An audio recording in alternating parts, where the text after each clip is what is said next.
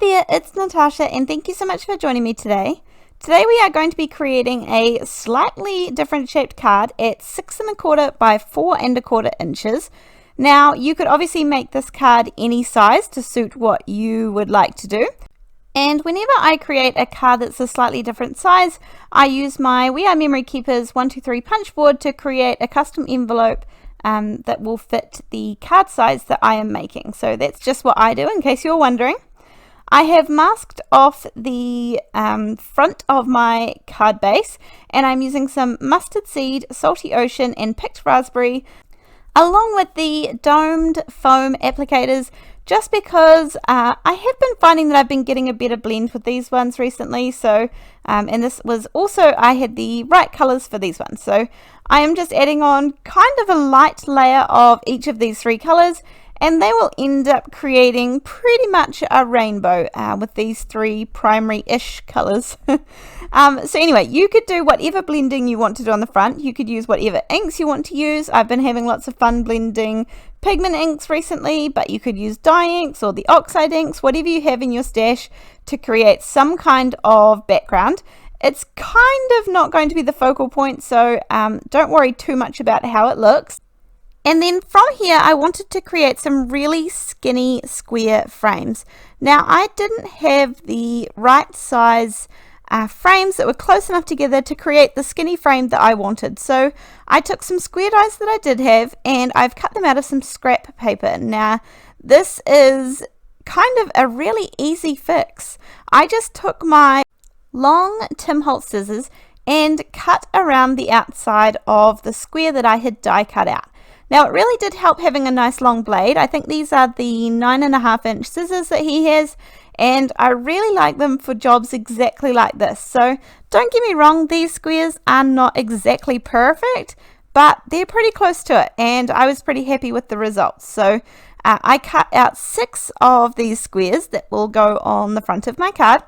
Then I went through my stash and just found any dies that I thought I could frame up using those little squares. So anything sort of leafy and flowery and floral, branches, trees, anything like that I kind of considered. I die cut them all out of some plain white cardstock, just the same white cardstock that I used to create the frames. And then this is kind of where the playing part began. So the cool thing about this card technique is that you can use whatever dies you have in your stash. You could even end up using alphabet dies, or you could use animals, or you could have a different kind of theme going. So just whatever occasion you're sort of aiming for would work really well for this card. So you can see how the 6 frames are going to sit on the front there. And then I just took all of those little white die cuts and found something that kind of looked good in the middle of each frame. Now obviously they are small. I kind of think of it like a picture frame. That's how I was thinking it in my mind. The picture frames are really small, so you will only be able to use part of your die cuts inside of them.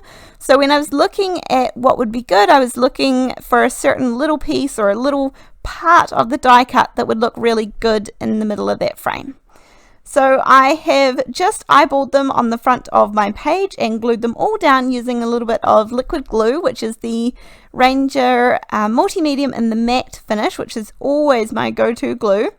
And then, as I said, I just take little bits of the die cut and cut pieces away and add them in, because I want to fill 5 of the squares with the little florals and leaves and things, and then one of the squares will have a sentiment in it. So that works out really well. Now just a little tip on the glues here. So I don't mind using a liquid glue. I have no problem using it. However, because I blended with the oxides behind it, any wet medium that goes on the oxides will shift it. So once you kind of put the liquid glue down, you don't want to be shifting it around too much or kind of changing your mind and pulling it back up again. If that is something that you think you're not comfortable with doing, or you don't want to commit that hard and fast, another good way would be to use the Stick It double-sided adhesive sheets and pop those on the back of all of your die cuts before you die cut them. So you just put it on the back of a white piece of paper or whatever you're die cutting, and then die cut out the image, and it will have the adhesive on the back ready to go once you take off the release paper. So that would be a really good option here if you weren't keen on using the liquid glue.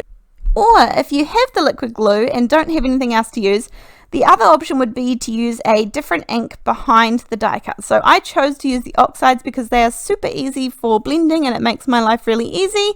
However, you could also use something like the VersaFine Clear Pigment inks, which is what I really like using if I'm going to use pigment inks, and they are permanent once dry so that you won't have any lifting problems or shifting of color if you change your mind when you're shifting around the glue. And that's another really good thing about the Ranger Multi-Medium, is that it doesn't leave any shine or glare when you shift it or if some glue seeps out the side. So that's one of my favorite things about this glue, as well as the fact that it has a really strong hold, which is important to me.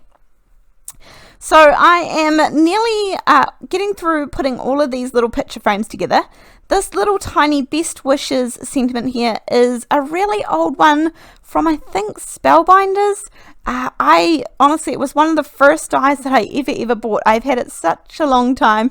I just went through my die stash to find a die and a sentiment that would be small enough to fit in the middle there. You could also do the same technique with stamps, and you could also, for example, if you wanted them to be white, you could just stamp them and then heat emboss them with some white embossing powder.